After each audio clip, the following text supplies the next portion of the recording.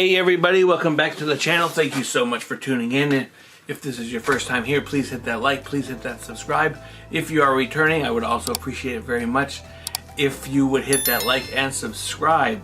This is part of a series that I've created called 10 Movies in 10 Days, where I've taken 10 films handpicked out of my collection that I have seen before, but I haven't seen in a really long time and don't remember much about them. And then I critique them, see if they still hold up, sort of refresh my memory basically. I'm trying to find a way to incorporate my love for making videos and also explore this tremendous DVD collection, Blu-ray collection that I have behind me. So I've come up with this series. There's going to be other versions of this series, but right now we're sticking to movies that I have seen, but I don't remember. That being said, we're deviating a little bit from that today. I have seen this movie more than the other movies that have come before it. This is Dirty Rotten Scoundrels, directed by Frank Oz, released in 1988, and starring the amazing Steve Martin and Michael Caine. This is one of my top comedies of all time. I just recently got this Blu-ray, so I've gone quite a while without seeing this movie. I threw this in as a little bit of a palate cleanser. I needed something short. Some of these other movies on this list are quite lengthy, and I did want to revisit this again because I quote it quite often, but again, there's certain scenes and stuff, and even when I watched this, that I had forgotten. This is going to be a glowing review. Basically, it's directed by Frank Oz. For those of you that don't know Frank Oz, he worked on The Muppets. He does the voice for Miss Piggy. He did the voice for Yoda in Empire Strikes Back and Return of the Jedi, and he did the puppeteering in that. And he is also a director. He has directed Little Shop of Horrors, What About Bob, House Sitter, In and Out, Kevin Kline, Bowfinger. Ooh, I gotta add that one to the list. I love that movie.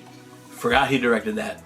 Stepford Wives, the remake of Death at a Funeral. Quite the resume.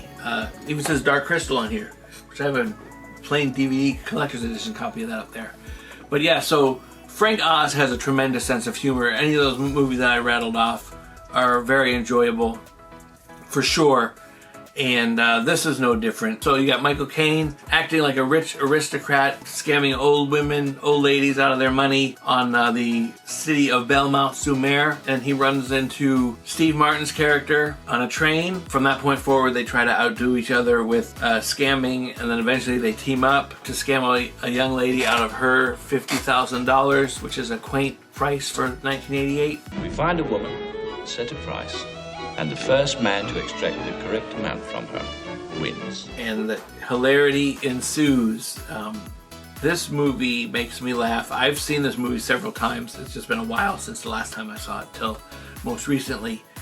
And there are still scenes that make me laugh out loud by myself. Dr. Emil Schaffhausen. Just an enjoyable movie. The transfer on this isn't the best. It has a nice film grain though, but once the movie is playing and going, I don't really pay attention to like a lot of the pops and the scratches. Although there isn't really many on this until the very end when they cut to the credits start to roll. Then it becomes sort of got film dust on it and stuff. But the whole movie looks pretty good. I mean, it feels like you're watching a movie from the 80s, but the sound was good. And stuff like that.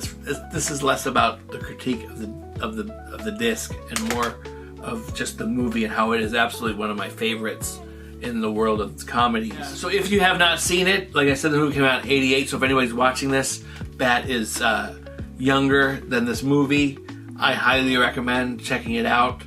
You see the genius of both Michael Caine as the perfect straight man, Steve Martin, absolute genius with some physical comedy. Some comedians that go into the movies, they don't get it right. Richard Pryor struggled with finding balance in the movies to do his comedy right. Steve Martin hits it out of the park with this. He has a list of accolades a mile long. So yes, so there it is. I knew this was not going to be very polarizing and I was just going to be gloating about it for a few minutes. But I wanted to share this movie, Dirty Rotten Scoundrels, one of my all-time favorites. So if you've made it this far, please hit that like, please hit that subscribe, please share this video with other physical media enthusiasts. And as always, I hope to catch you in the next one. Have a great day. Bye-bye. Excuse me. May I go to the bathroom first? Of course you may.